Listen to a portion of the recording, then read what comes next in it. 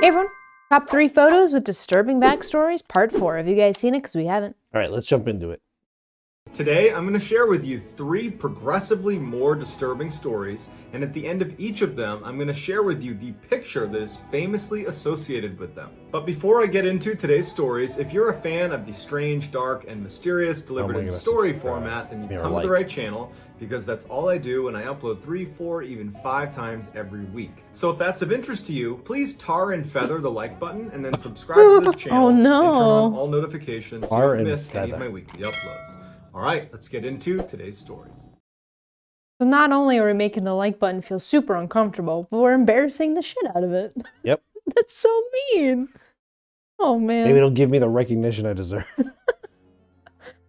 In September 2006, 26-year-old Jodi Arias met 29-year-old Travis Alexander at a big business convention in Las Vegas. The two hit it off immediately, with Travis on the same day he met her inviting Jodi to be his guest at his company's formal dinner that night. After the dinner was over, Travis and Jodi stayed up all night chatting with each other, and the next day, Travis was telling his friends at this convention that he had, quote, found his wife. After the convention was over, Travis and Jodi would continue to see each other, even though it was a long-distance relationship. Travis lived in Arizona and Jodi lived in California. But they would meet up and they would travel and take beautiful pictures and post to social media. It just seemed like they were a dream couple that were so happy together.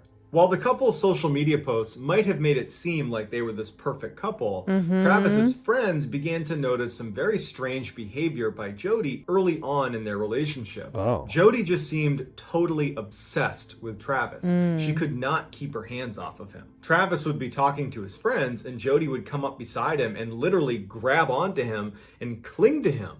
And Travis would try to push her off of him, and she would just come right back and grab onto him. But it wasn't playful and jokey and funny. It was like she literally needed to be holding on to Travis. She would get really upset anytime Travis was interacting with a female. Didn't matter their age or their relationship to Travis. It was like she just could not hack any other females. Don't talk to your mother. Life. She would follow Travis anytime he went to the bathroom, and she would put her ear to the door and try to eavesdrop in case there was somebody else in the bathroom that Travis could have been talking to. She began showing up to Travis's house totally unannounced at all hours. And one time when the house was locked and Travis wasn't even home, she snuck into the house through the doggy door. Initially, Travis's friends just thought it was weird behavior, but over time, they started to feel like Jodi might actually be dangerous. And so they sat him down one day and they kind of had like an intervention. And they said, hey, Travis, there is something off about Jodi. Her behavior is just totally weird, and it seems like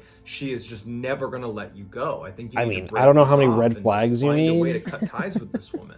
As they're speaking to him, they hear something outside of the room they're in. Oh my God, no way. Travis stands up, walks over, opens the door, and standing right there is Jodi. She was eavesdropping, and she was furious. And she looked in at all of them and gave them absolute death stares and stormed off. Oh my God. Shortly after this intervention, Travis takes his friend's advice and he does break it off with Jodi, and he kind of moves on with his life. Now remember, he lives in Arizona and Jodi lives in California, so you'd think it would be pretty easy to break up because you're never going to run into each other. Not from a psychopath. And that's what Travis was kind of banking on, that he could get a fresh start and never see her again. But about 2 weeks after they broke up, Jodi moved to Arizona. Of course she did. Travis starts dating a new woman named Lisa. And almost immediately, Jodi starts stalking Lisa, showing up at her house, tapping on her windows and running away. She starts slashing Travis's tires. I mean, she was a total menace. She was trying to break them up. Wild. But a few months after she arrived in Arizona, Jodi ultimately packs up and heads back to California in April of 2008. Why? And Travis, Lisa, his girlfriend, and all of Travis's friends are so relieved. They felt like now the breakup is final. She was like, that was a bad move on my part to move here. Goes back to California. Travis misses a really big business meeting. And at first, his friends are calling him and kind of giving him a hard time about missing his meeting. But he wasn't responding, and after a couple of days, his friends decided they needed to go do a welfare check and make sure he really was okay. They go to his house, they open it up, and immediately when they walk in, they see blood on the carpet, and they're calling out for Travis. Travis is nowhere to be found. They walk through the house and they discover in the bathroom Travis's body. He was dead and laying in the tub. They call the police, who come over and immediately suspect Jodi Arias, who denies that she was ever there, that she had left, she was in Arizona, that she had nothing to do with this. But during the investigation, they find a camera inside of the washing machine inside of Travis's house. They were able to dry it off and extract the last few pictures that were taken on the camera. The first few pictures are of Jodi herself. She's clearly inside of Travis's house. And then at some point, she goes into the bathroom where Travis was. He's taking a shower. She takes this picture. And then immediately following this picture, she proceeds to stab Travis to death. Oh my God. Jodi Arias was found guilty of first-degree murder. That and is a sentenced to haunting life photo. in jail without parole. Wow.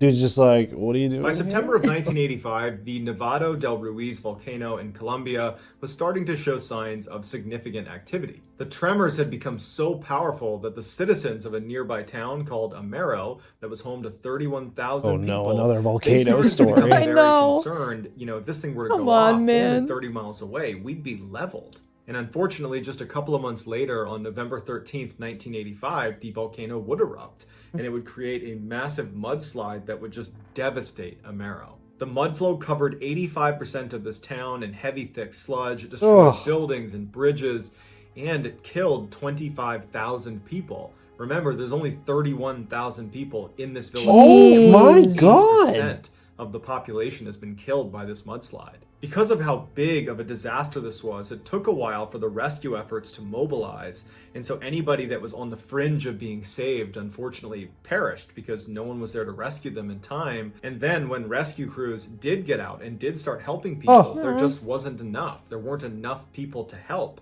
And so hundreds of people that could have been saved were just trapped and no one could get to them in time. Photojournalist Frank Fournier arrived in Colombia 2 days after this eruption with the intent to photograph the ground rescue that was going on inside of Omayra. When he actually arrived in Omayra, he was really shocked to see just how completely destroyed this town was and how totally ineffective the rescue efforts were. It was just totally chaotic. It wasn't really clear who was helping who. There were people literally dying all over the place. It just seemed crazy that this was not being handled better. Amid this chaos, a farmer approached Frank and told him he needed to come over and try to help this girl who was trapped under a house. So he brings Frank over to this house that's been completely submerged in water and mud, and clinging to a branch is this 13-year-old girl named Omayra Sanchez that's been trapped up to her neck in water. She's pinned by something in the water. They didn't know what it was, but she's been there for 60 hours. When Frank arrived, he spoke to the other rescuers that were there trying to get her out. And they said that she's been in great spirits and she's been joking about how she doesn't want to be late for school. She's just been a really positive force and we really want to get her out. But, you know, it keeps raining, so the water keeps rising and she's already up to her neck. And she's just trapped. We can't get her out. Shortly after Frank arrives, Omayra went from chipper and lively and kind of making light of everything to most likely realizing that she wasn't going to get out of the water. And so she began telling the rescue workers to let her be, to let her rest. And she propped herself over this branch. 13. And she just laid there, kind of allowing herself to pass away. Frank felt totally helpless. I mean, he's looking at this poor girl that's going to die unless they can get her out of the water, but no one seems to be able to do it. And it just seemed totally impossible that we can't just find a way to get her out. But it would turn out that her foot was pinned under a brick door, and her aunt, who had passed away and was trapped under the rubble, had grabbed her ankle and had died that way. So it was like a death grip on her ankle. No! Not knowing what to do, Frank just did what he knew how to do, which was take pictures. And he knelt down and he took this picture of Omayra. And very shortly after this picture was taken, she would pass away. This picture would win the 1986 World Press Photo of the Year. When it was published, it was so disturbing that this poor girl was not able to be rescued that it created an international backlash on Colombia's nearly non-existent rescue efforts. Wow. Okay, so some good came from it. That's great. Yeah, but it always takes a disaster for change to always happen. a little bit off. His classmates and his teachers recalled him being very shy, but at the same time, I don't know about that photo, though. where all of a sudden he would burst out hysterically laughing. Usually it's something he had been muttering to himself in class. The school blamed Ed's mother for Ed's kind of odd behavior, because Ed would admit that his mother punished him if he He's showed clearly signs going to turn of into a having serial killer. friends. Yeah. So Ed's childhood was incredibly lonely and isolated. Ed's mother would confine he, along with his brother Henry, to their farm. He was basically never allowed to leave with the Usually exception of starts with the school. crazy mom. And when he was at the farm, his mother Or the would Chainsaw regularly Massacre read from image in the Bible background. and would tell Ed and his brother Henry that basically everybody else in the world is evil. We are the only pure ones. Everyone is evil, and you should stay away from them. Oh, joy. In 1944, when Ed was 38 years old, he and his brother Henry were burning away some marsh vegetation on their property. And at some point, the fire got out of control, and the fire department had to be called in. And after they put out the fire, Ed was okay, but they couldn't find Henry. He was just gone. That night, Henry's body was found face down in the marsh in that same area where the burn was going on. He had died of asphyxiation. At first, the fire was blamed, but then authorities discovered that Henry had actually died before the fire started. Strangled, and so all bro. eyes turned to Ed, who was the only one with him at the time, but there was no hard evidence connecting Ed to Henry, and Ed said, I didn't do it. So Henry's death remained labeled an accident, even though basically everyone believed that Ed must have been the guy that strangled his brother to death before the fire was set. Shortly after his brother's death, Ed's mother also died, leaving Ed alone in this farmhouse. Ed began to make some modifications to the farmhouse, not to improve it or to make it bigger and better, but rather to board off all of the rooms in the house that his mother ever used. He basically made them time capsules. He didn't touch them, he just sealed them off. And so he confined himself to a single room in this farmhouse that he did not take care of. And so filth is just piling up everywhere. And so he just kind of lived in squalor in this one weird room. While living in seclusion, Ed became obsessed with cannibalism. He basically spent all his time... Dude really lost it. Yeah, what? Cannibalism inside of this tiny room in his boarded up farmhouse. And that's how he lived his life for the next 10 years. No one really ever saw him. Then, in November of 1957, a local hardware store owner, her name was Bernice Warden, goes missing. When police show up at the store to have a look around, they find bloodstains all over the place, and they discover in the register that the last person to make a purchase inside of the store was Ed Gein. So they go to Ed Gein's house to interview You need to go him there to and get see all if the he knows woody anything border to about the the walls, Yeah. the doors so up they're with. bracing themselves for probably finding her body at Ed's house. But they were not prepared for what they God. actually found at his house. What they A lot of find bodies? would end up inspiring movies like Silence of the Lambs, They Psycho, found her and half-eaten Texas corpse. Chainsaw Massacre. Basically, inside of Ed's house was a whole bunch of human remains. Oh, never but mind. not in Yeah. the way that you would imagine. Ed was taking human body parts and making things like kitchen utensils and bowls. What? And he was using skin to create seats and lampshades and bedposts. I mean, his whole house What? was like built of human bones and flesh. What? Bernice Warden's body was found as well, and she was kind of hung up as if she was next up to be made into some sort of kitchen utensil or chair or table. How so many When people gone questioned, missing? Ed confessed to killing Bernice Warden, but as for the dozens of other bodies that were inside of the house, he claims they were from robbing graves, but no one really knew if that was true or not. And they weren't able to ever actually convict him for anything beyond the killing Oh of my Bernice Warden. God. As for his What? motive, he told investigators that what he really wanted to do, what he intended to do, was build what he called a woman suit that would resemble his mother.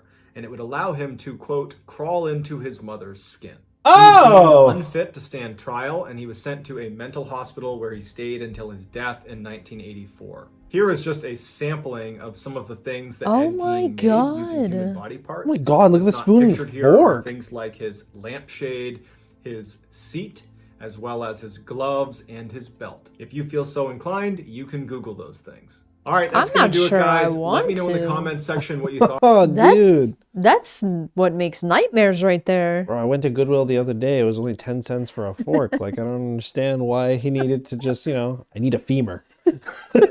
Yeah. Yeah, he definitely did it out of necessity, babe. Yeah, I mean, he's like, shit, I'm running out of plates.